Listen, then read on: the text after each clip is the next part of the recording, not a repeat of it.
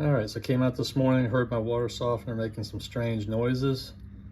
Came over, unplugged it, pulled the lid off, and took out some screws to see what's going on. So I took out the screws first for this little motor. And then I saw that the teeth on this were all stripped off. Took out some more screws here, took this plate off, and then found that the pieces of that were just laying everywhere. So then I took a pair of pliers and basically turned this until the water shut off because the water was still flowing. So what could be going on here? Possibly this valve is becoming too difficult to turn, so it possibly stripped out the teeth on this motor. It's just plastic. That's what I'm thinking is probably wrong here. I'm gonna stop now and I'm gonna try to figure it out, and then I'll come back. All right, so the first thing I decided to do is to check this position switch. This is a position switch and it has 3 lugs on it, but it's only using actually 2 of the lugs. All right, so what it is you have a common, and then one of these is going to be a normally open position. The other is going to be a normally closed position. In other words, the switch is normally open, so there's no contact, or normally closed, it's making contact. So this is really easy to test. What I did is I just took my voltmeter, put it on diode check. You can also put it on resistance, and then give it a check in the position it's in. So right now I've got the common. This is the common, by the way. So a common, and one of these is normally open, one's normally closed. Pretty easy to figure out. Put your meter on one. This one's open, so that's probably the normally open. And on this one here, that's showing a short. So that one there is the normally closed. And then you can test the switch by clicking it in, and the opposite thing should happen. So now that I push this one in, okay, it's gonna go from a short to open. Now if I put it on the other one, this one's open. Now when I operate the switch, it goes to a short. So the switch is fine. And what I also had to do is I take a pair of pliers, I had to move this to where the tab on the switch is in a notch, so I'm able to operate it. You can hear it click, so you know it's actually in a position where you can work on it. So this switch is good. Back in a minute. Okay, so what I figured out here is that I believe the motor needs to be replaced. And the reason I say that is because I saved the parts off my old water softener. I saved the circuit board, and I saved the motor. And this motor has a metal gear on it, where the motor for this one has a plastic gear, that's just sheared off. The pieces of it are laying all around here. So looking through the parts manual and such, I found that there's a replacement motor. You can actually upgrade it, right? This is a newer water softener. They made it cheaper so it falls apart. But you can get this motor with the metal gear, but you have to replace this cam gear here. And it's pretty easy because it just pops off, right? And it's keyed, so you can't put it on wrong. So what I'm gonna do is I'm gonna order this gear. Since I have the motor, you can also order a kit with the gear and the motor for this water softener.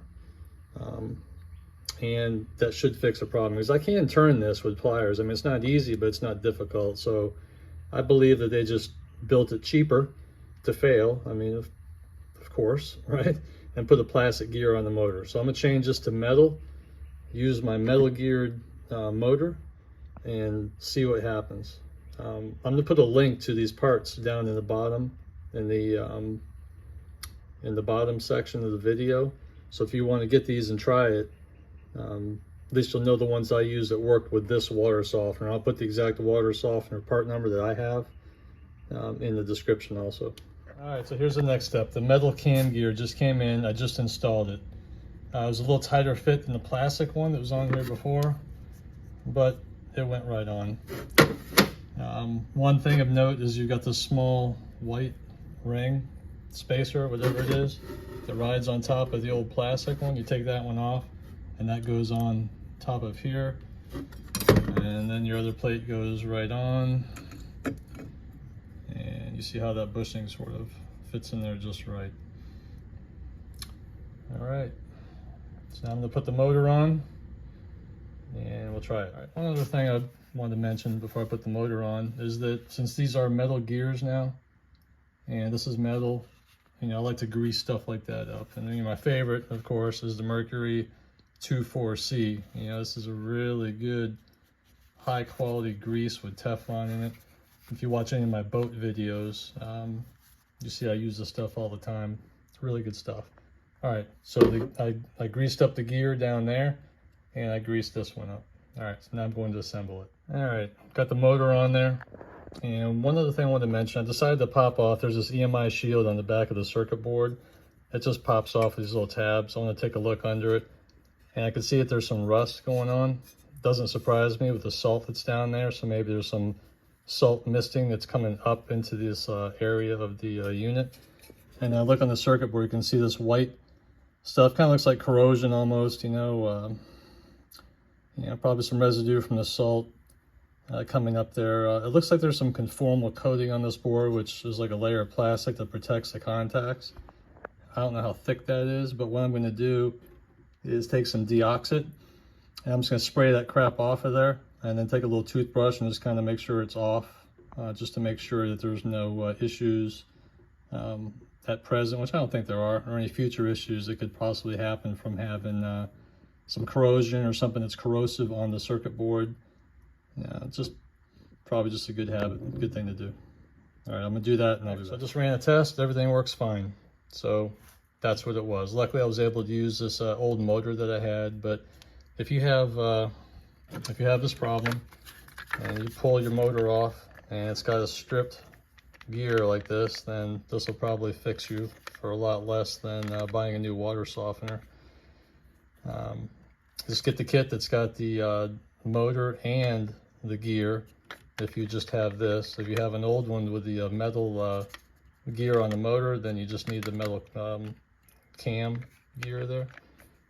And that's about it. Some other things I did check is I took my meter and made sure that there was, I believe it's 24 volts is what the power supply is for this. I just made sure it was correct and wasn't low or having any problems. Cleaned that off like I showed.